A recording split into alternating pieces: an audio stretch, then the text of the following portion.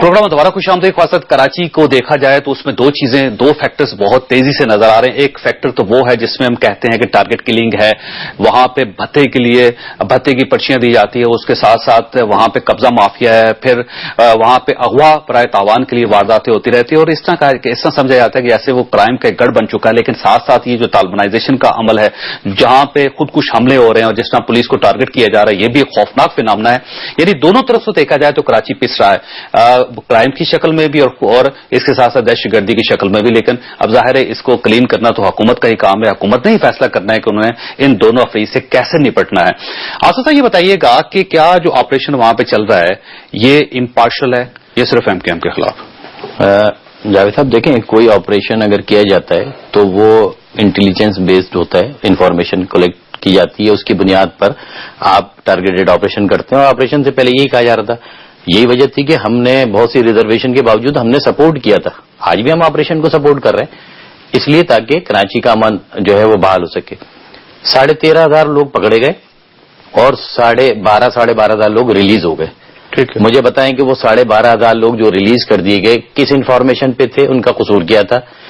इसका मकसद है कि आपके पास कोई इंफॉर्मेशन नहीं, आप लोगों को पकड़ते हैं, इंफॉर्मेशन गैदर करते हैं और चीजों को बढ़ाते हैं। दूसरी तरफ अगर सिविल वर्दी में लोगों को उठा के ले जाया जाता है, कौन से कानून में है?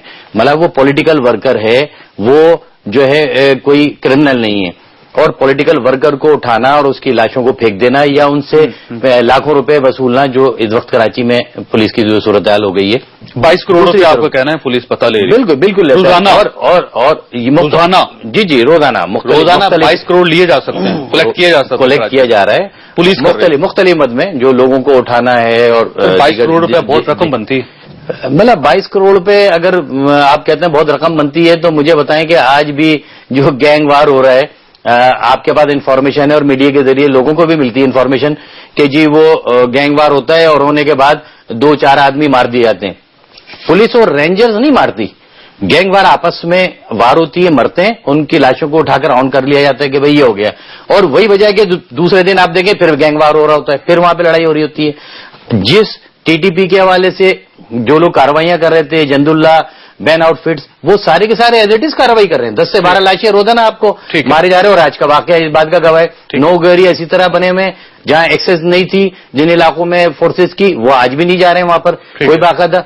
लेकिन इन इलाकों में जहां पर कोई रिएक्शन नहीं आ रहा, आप मुझे बताएं जो हमारा वोटर है जिन इलाकों से ये उठा के लेके शामिल करूंगी। शादी हमारी साहब 6 साल हो गए हैं आपको कराची में, आप तो वजीर भी रही हैं वहां पे और मुसलसल इक्तदार आपके हाथ में।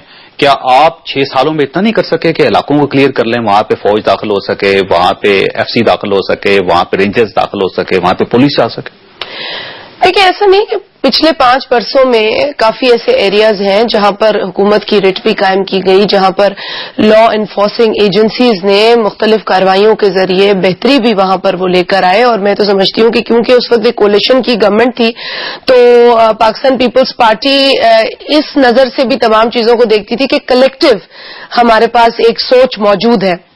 और उस वक्त जो हमारे साथ साथी मौजूद थे, मैं समझती हूँ कि इस तरह के तो ऐसे कोई एतराजात अपने पिछले 5 वर्षों में नहीं देखे। 5 साल में तो हाँ के मैं एक जरा बात मुकम्मल कर लूं कि हाँ के ये बात दुरुस्त है कि जब हम लोग हुकूमत में आए थे तो कई नोगो एरियाज थे, कराची के अंदर भी कई नोगो एरियाज थे, कई ऐसी गलियां थी जहां जाना बड़ा मुश्किल था लोगों के लिए। कौन सी गलियां? कई ऐसी गलियां थी, कई इलाके थे। देखिए, मैं इसलिए नेम नहीं कर रही हूं क्योंकि एक इलाका लियारी बहुत बदनाम हो चुका है, ठीक है ना जी। अब उसमें वोटर किस पार्टी का ज्यादा है किसका नहीं है कतई नजर उसके, अगर इलाके में क्राइम हो रहा है, वो कोई भी इलाका हो, ABCD, उसको आप बिल्कुल वहां कार्रवाई करें, किसी पॉलिटिकल पार्टी का उसमें अमल दखल नहीं होना चाहिए। और ये तैयार तो हमने किया हुआ है। अगर आप गिरफ्तारी क्लियर हो गई, देखिए नहीं हुआ ना, अभी तक चैलेंज चल रहा है ना। देखिए मेरी बात सुन लें, लियारी के अंदर सबसे, मैं इसलिए आपको बता रही हूं कि तकलीफ हमें भी होती है।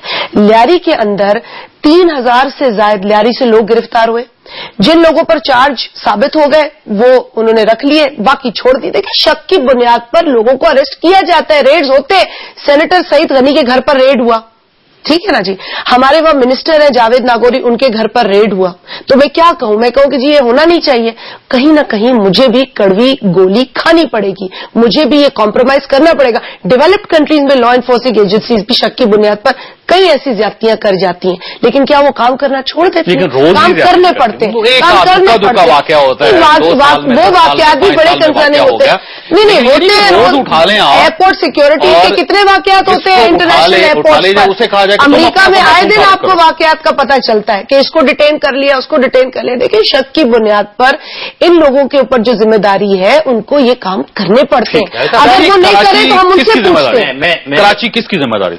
کراچی بنیادی طور پر پروونشل گورنمنٹ کی ذمہ داری ہے, اور پارٹی کی, پروونشل گورنمنٹ کی, میری ہے یا آپ کی ہے یا پیپلز پارٹی کی, اور اس کے بعد فیڈرل گورنمنٹ کی بھی. یہ نہیں میں کہتا کہ فیڈرل گورنمنٹ اس سے جو ہے وہ ڈائریکٹ ذمہ داری پروونشل گورنمنٹ کی ہے, لیکن فیڈرل گورنمنٹ بھی فیڈرل گورنمنٹ آف پاکستان, پورے پاکستان کی وہ کسٹوڈین ہے, ان کی ذمہ داری ہے. ایجنسیز جو ہیں وہاں پہ سینٹرل ایجنسیز بھی ہیں, پروونشل ایجنسیز بھی ہیں, اور کراچی کا مسئلہ تو اب یہ پتہ نہیں چلتا. یہ دیکھیے کہ ایم کے ایم کا جو مطالبہ ہے وہ درست ہے. دیکھیے ایم کیو ایم کے مطالبے کی میری ان سے کوئی اتنی کوئی دوستی نہ کوئی مخالفت کوئی ایسی نہیں ہے, لیکن ایک بات ان کی درست ہے, مار وائے قانون اور آئین کوئی بات نہیں ہونی چاہیے.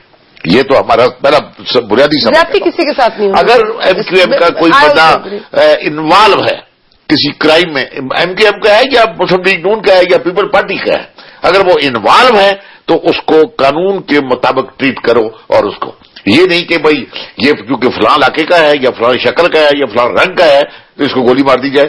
یہ میں سمجھتا ہوں کہ یہ بہت بڑی زیادتی ہے.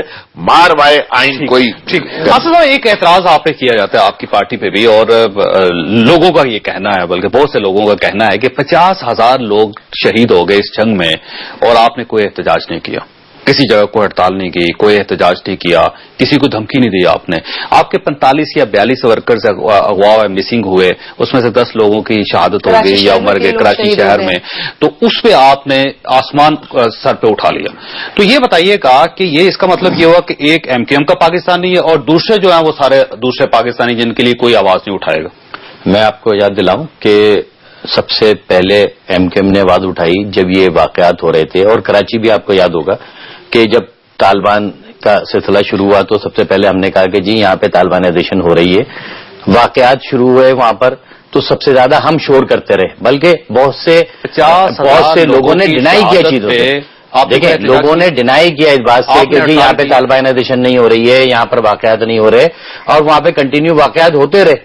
اس قسم کے لوگ جو ہے مرتے رہے. آصف صاحب بریک کے بعد یہیں سے بات سٹارٹ کروں گا. آپ اس دوران سوچ لیجئے کہ 50,000 لوگوں کی ہلاکت پہ, شہادت پہ آپ نے کوئی احتجاج کیا ہو, آپ نے کوئی جلوس نکالا ہو, آپ نے حکومت وقت کو دھمکی دی ہو کہ ہم رات اقدام کریں گے, اور 24 گھنٹے آپ کے پاس کوئی بھی شخص کہیں کا بھی ہو, سب سے زیادہ احتجاج ایم کیو ایم نے کیا, اور آج بھی. بریک کے بعد پھر یہیں سے ایک بات سٹارٹ کریں گے, چھوٹے بریک, اور بریک کے بعد آپ سارے پروگرام میں دوبارہ خوش آمدید. خاصت ایک سوال ایم کیو ایم کے سامنے رکھا تھا, ایم کیو ایم کے نمائندے کے سامنے رکھا تھا کہ 50,000 لوگ شہید ہو گئے, لیکن آج تک ان 50,000 لوگوں کے لیے کوئی احتجاج نہیں کیا گیا, گورنمنٹ کو الٹیمیٹم نہیں دیا گیا, 24 گھنٹے کا نوٹس نہیں دیا گیا گورنمنٹ کو. گورنمنٹ سے یہ نہیں کہا گیا, کسی حکومت سے یہ نہیں کہا گیا کہ اگر یہ کلنگ نہ رکی, یا آپ نے آپریشن نہ کیا, یا آپ نے لوگوں کو نہ بچایا, تو ہم آپ کے ساتھ نہیں ہوں گے, اور ہم جو عوام کے ساتھ کھڑے ہوں گے, شہداء کے ساتھ کھڑے ہوں گے. سر یہ بتائیے گا کہ 10 لوگ ایم کیو ایم کے, 50,000 لوگ عام آدمی, تو آپ ان میں فرق کیوں کر رہے ہیں؟ دیکھیں پہلی بات تو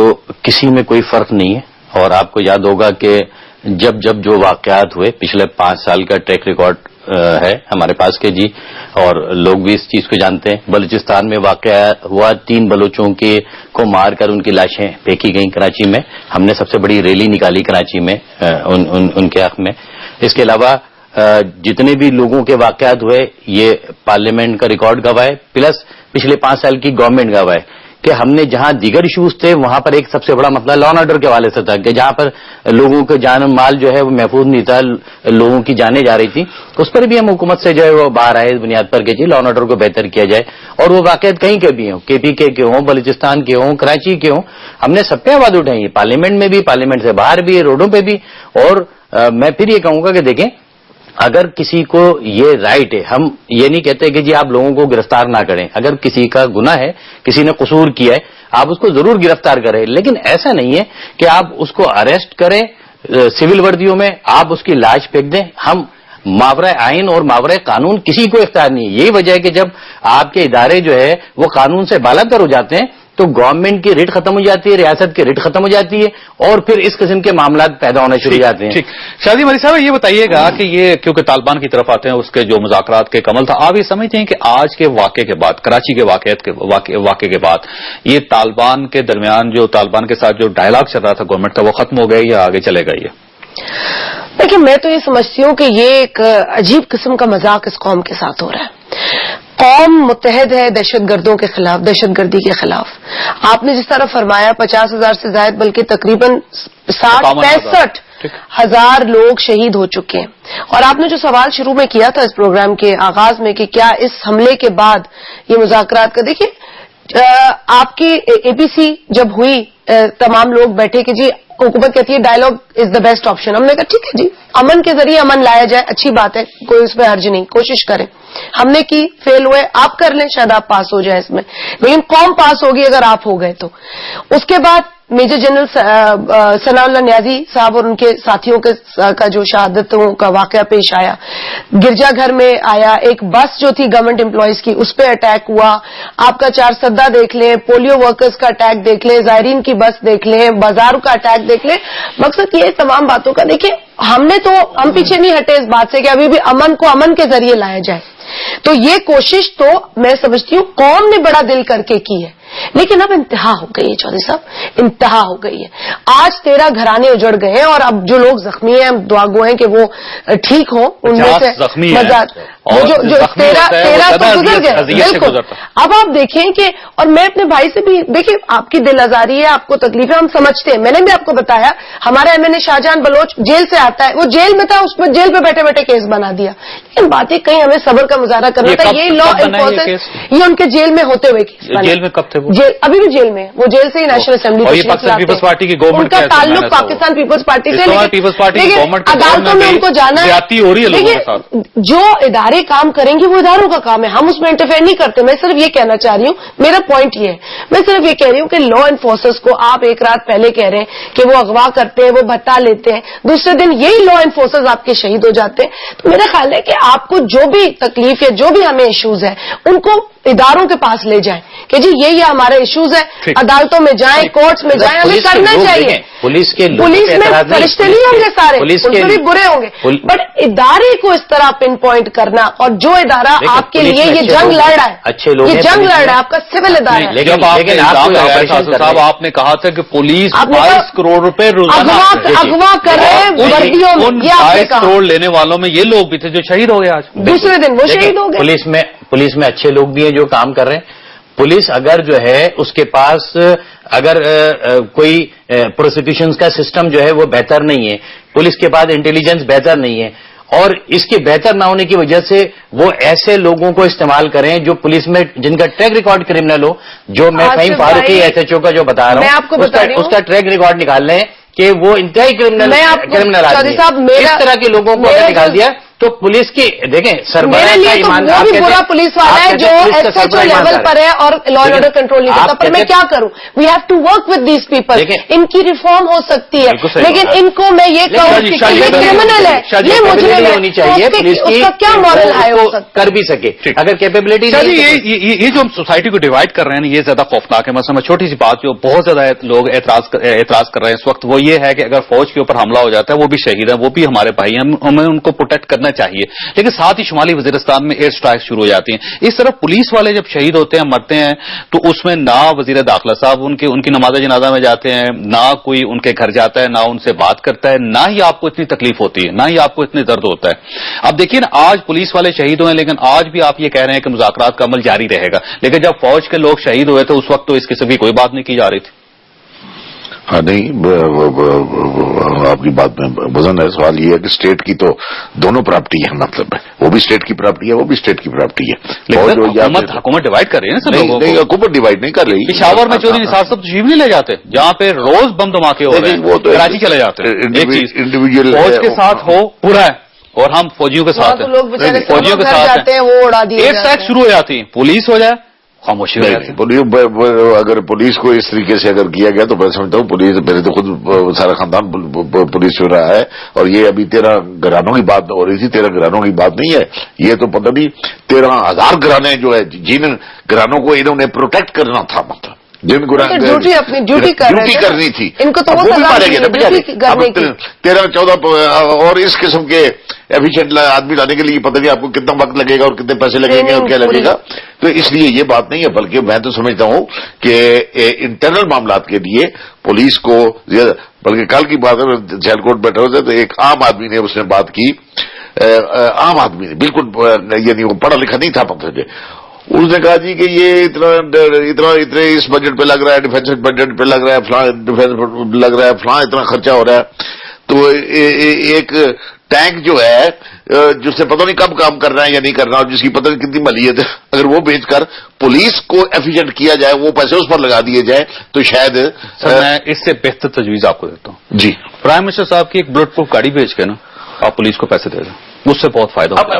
میرے پاس one and the same thing ایک ہی بات ہے مطلب ہے، لیکن بہرحال پرائم منسٹر کی سیکورٹی اپنی جگہ پر اور ہر شخص کی جو ہے سیکورٹی جو ہے کا وقت ختم ہو گیا. میں تینوں مہمانوں کا شکر گزار ہوں. میرے چودھری نثار صاحب سے ایک درخواست ہے کہ کیونکہ اس وقت وہ کراچی میں ہے تو میری ان سے درخواست ہے کہ جب آپ کراچی میں ہیں تو جو شہید 13 شہید پولیس اہلکار ہیں ان کی نماز جنازہ میں آپ کو شریک ہونا چاہیے تھا. اگر وہ نہیں ہو سکے تو کم از کم ان کی فیملی کے ساتھ اظہار افسوس ضرور کریں. آپ وزیر داخلہ ہیں اور یہ آپ کی فورس ہے، اور اگر آپ اس فورس کے ساتھ کھڑے نہیں ہوں گے تو لوگ آپ کو وزیر داخلہ تسلیم نہیں کریں گے. اللہ تعالیٰ آپ اور آپ کے اہل خانوں کو ہر قسم کی مصیبت سے محفوظ رکھے. اللہ حافظ.